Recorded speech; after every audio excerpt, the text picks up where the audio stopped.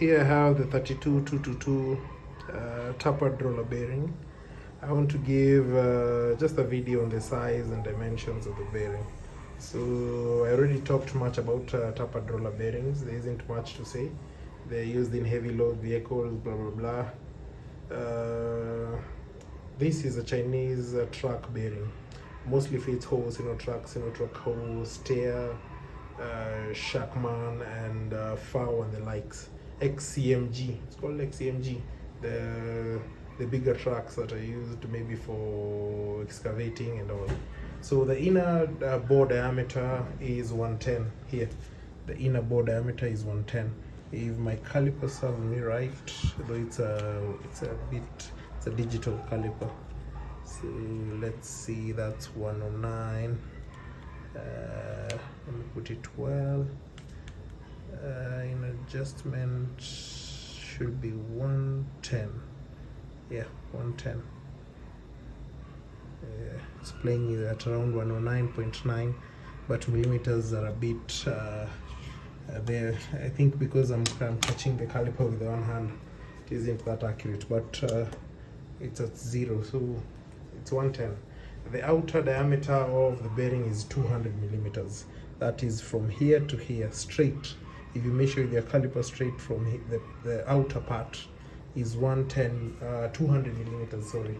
And the thickness, as I said on the earlier video, bearings, the tapered roller bearings have two thickness.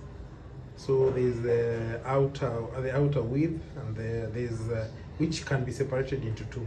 So the outer width, the total outer width of this bearing here, from the point of contact on the outer side to the point of contact from the inner bearing. Let